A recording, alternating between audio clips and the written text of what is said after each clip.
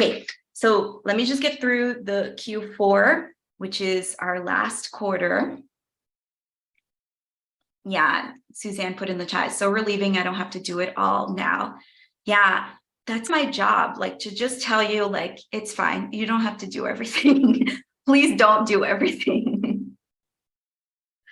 So this is like your last quarter in the year. And this is really where you're taking whatever happened with your public launch and you're learning from it. And then you're starting to build a system that you can repeat.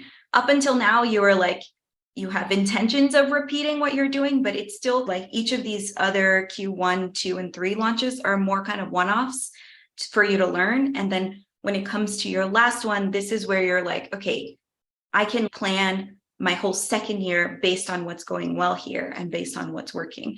So this is where you can reach out to partnerships that are maybe a little bit bigger because you're like getting closer to, like, your message is more clear and you're able to go on podcasts that are bigger, or you're able to speak to communities that are a little bit more influential. So that's what I recommend as the focus for the connect part. Again, this is like the flow there. Some of these are out of order. Just to say a little bit more about the ongoing systems and growth of this Q4, the point again is to establish the systems that repeat and then double down on whatever it is, the marketing channel that you think is working. And at the same time, you can start exploring 1 or 2 more to make sure that there is another way for us to grow this. And then also getting ready for hiring, if that is within your budget, within your scope, if you feel like your community needs it. So again, partnerships 2.0, that's the first connect month there. Designing for recurring revenue. So for us, when we did this, that meant designing for an evergreen community that people could apply to and join at any point. And then designing the community so that it wasn't just a course, but it was like a community that people would want to continue paying for even beyond the first year within the community. We're still in the process of adding more value so that it makes sense for people beyond their first year. But we were thinking about that at the end of the first year. And then the last month within your Q4, that's like, you can decide what to do there. This is your last push to get to whatever your goal was. So you can repeat the launch that you did the quarter before, or you can do like a special thing where you're doing some kind of like workshop. You can try something new. You can like experiment with a new marketing channel, whatever it is that you're like learning from, but like really doing an extra push to get you over the edge of whatever your goal was.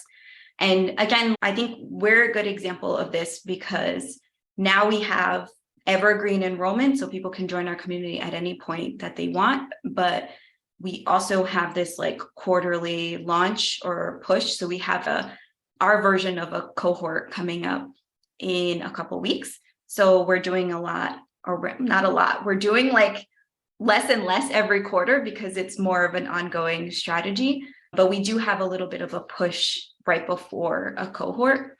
Our email sequences are improving every quarter. So we look at them every 3 months and we're like, we should add in about this. This is a little different in the community. Let's edit that. So we're like recycling all the stuff that we started with and we're improving it as we go along. All of this stuff takes longer than it feels like it should. So it's really important to have this mindset of we're in this for the long haul. And for this launch, I'm just going to write 3 emails and maybe next launch I'll have 5. And that's fine. Like just build on it and build towards this like sustainable, more kind of calm way of launching. That's my opinion anyway. So once you're done with all your 4 quarters, then you're into the expansion stage. So now we're like done with stage 1, done with stage 2, and moving on to expansion. Again, here is all of the 12 months, and you can take a screenshot of this if it's helpful. Again, these are just suggestions. It's like just a way for you to think about, what do I do? Where do I start? Where do I go? Like, how can I do this? But I strongly recommend that you do what feels right to you at every point of this process. And if you need some extra support, some extra help as you're going through that first year. That is basically why we built BACB. It's both a community that you can get the support. You can see a bunch of examples of people launching and of people raising their prices and making what they want to make with their community. And it's also like we have templates, we have lessons for each part of that process.